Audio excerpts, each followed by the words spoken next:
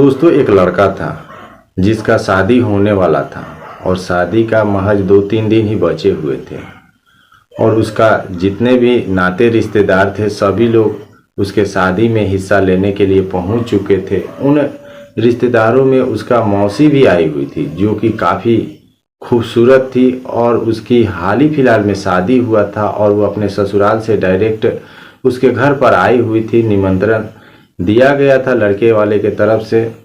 फिर जो शादी विवाह होना था वह सब हो गया बहुत बढ़िया से, किसी प्रकार का कोई दिक्कत नहीं हुआ।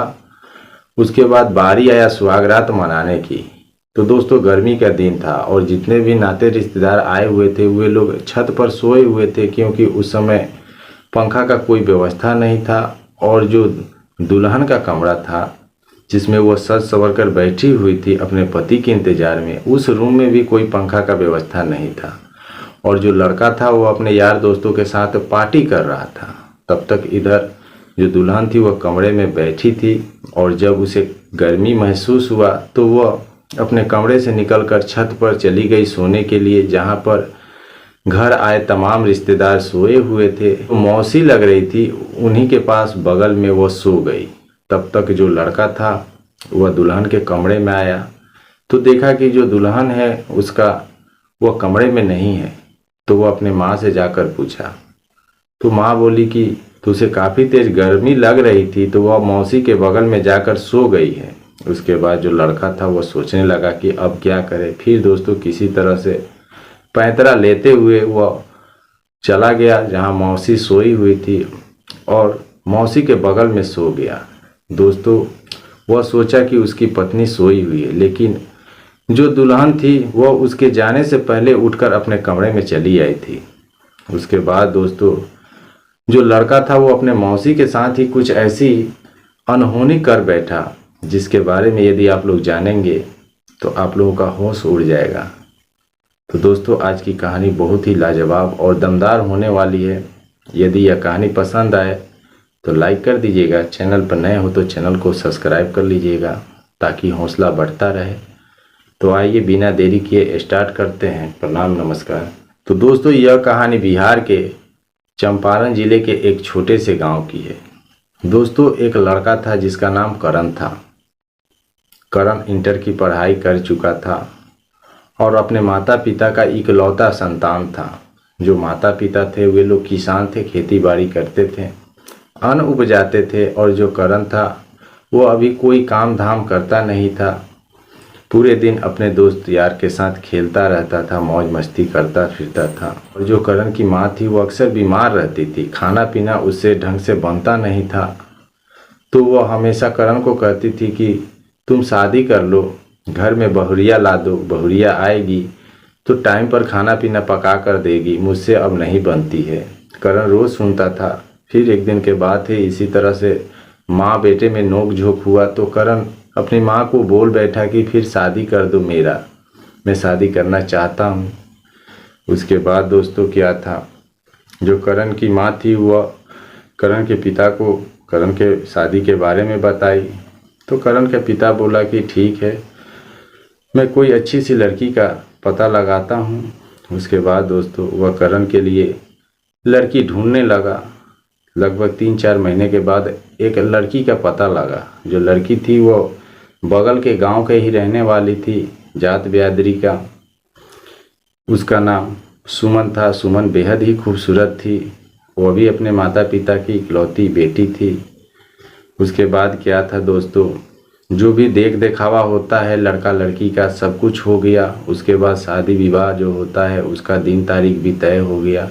फिर तय समय के कुछ दिन पहले जो करण था वह शादी को लेकर बहुत एक्साइटेड था। तो वह अपने पिता से बोला कि पिताजी क्यों नहीं शादी से पहले ही हमारे जितने भी नाते रिश्तेदार हैं सबको निमंत्रण दे दिया जाए। उसके बाद जो करण था वह अपना शादी का कार्ड छपवाया और उसके जितने भी नाते रिश्तेदार थे सभी के घर जा जाकर दे आया। फिर दोस्तों शादी के महज अब 2-3 दिन बच गए थे। करण के जितने भी नाते रिश्तेदार थे सभी लोग उसके घर पर आ धमके थे शादी में हिस्सा लेने के लिए। उन्हीं रिश्तेदारों में दोस्तों करण की एक मौसी भी थी, जिसकी अभी हाल ही फिलहाल में शादी हुआ था और वो अपने ससुराल में पति के साथ खुश थी। उसका जो पति था वो पंजाब की एक कंपनी में काम करता था और शादी के महज 10 दिन के बाद ही उसका पति चला गया था और घर पर केवल अकेले करण के मौसी ही थी।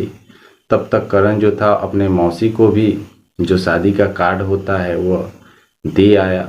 जो मौसी थी वो शादी का कार्ड पाकर बहुत खुश थी और वह करण को बताई कि मैं तुम्हारे शादी में ज़रूर आऊँगी, चाहे तुम्हारा मौसा जी है जो जाने के लिए बोले या ना बोले, लेकिन मैं तो आऊँगी किसी तरह से। फिर दोस्तों जो करण की मौसी थी वह अपने ससुराल से चली आई करण के शादी में हिस्सा लेने के लिए। इधर जो करण था वह भी अपने शादी के तैयारी में दिलो जान से जुटा हुआ था और वह सोचता था कि उसके शादी में कोई कसर न छूट जाए। जो जी में आता था वह करता था। फिर तय समय पर बहुत ही धूमधाम से जो करण था वह बारात लेकर चला गया सुमन के दरवाजे पर और सुमन का हाथ पीला करके उसे अपना पत्नी बनाकर अपने घर पर लेकर चला आया।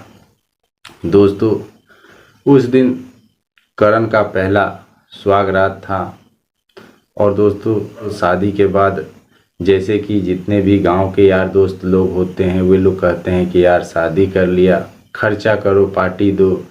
ठीक उसी तरह से करण के यार दोस्त भी बोलने लगे कि यार शादी हुआ है नया नया, पार्टी तो बनता है। तो जो करण था वो अपने यार दोस्तों को पार्टी देने के चक्कर में लग गया। तब तक काफ़ी देर रात हो गया।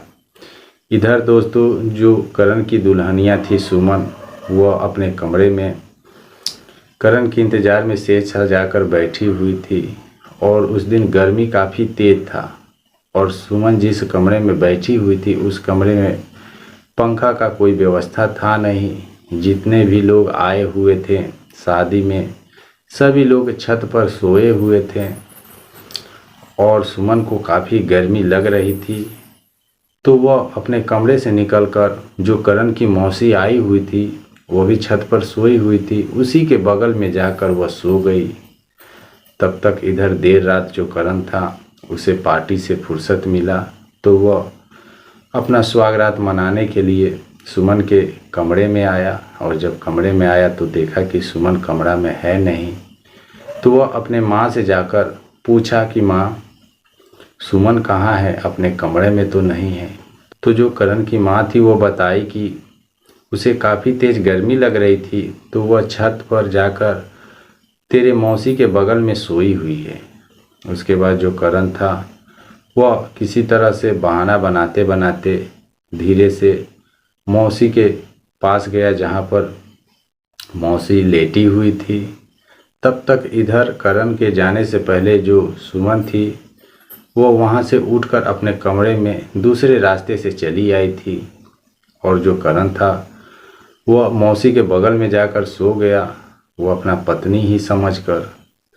दोस्तों उसके बाद क्या था, जो करण था वह अपने मौसी के साथ ही जो पति पत्नी का धर्म होता है वह अपना पूरा कर लिया।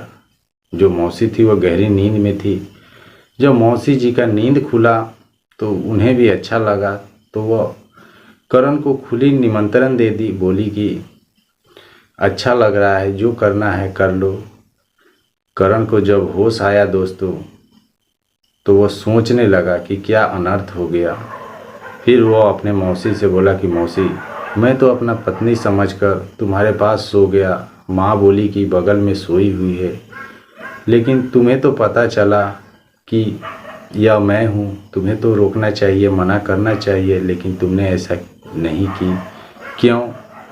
तो जो मौसी थी वो करण को बोली कि करण तुम तो जानते हो कि तुम्हारा मौसा जी जो हैं वह शादी के महज 10 दिन के बाद ही चले गए प्रदेश कमाने के लिए और मेरी भी शादी अभी हाल ही फिलहाल हुआ है। लेकिन जब तुम इस प्रकार की जो काम होता है करने लगा तो मुझे भी अच्छा लगा, इसलिए मैं रोक नहीं पाई। उसके बाद जो करण था उसे काफ़ी शर्मिंदगी महसूस हुआ और दोस्तों वह वहाँ से उठकर अपने कमरे में आकर सो गया और दोस्तों पूरी रात उसे नींद नहीं आया, वह सोचते रह गया कि क्या काम हो गया। फिर जब सुबह हुआ तो वह इतना शर्माया हुआ था कि अपने मौसी से वह नज़रें तक नहीं मिला पा रहा था। जो मौसी थी वह करण को बोली कि करण, यह एक होनी था, इसे एक अनहोनी समझकर भूल जाओ।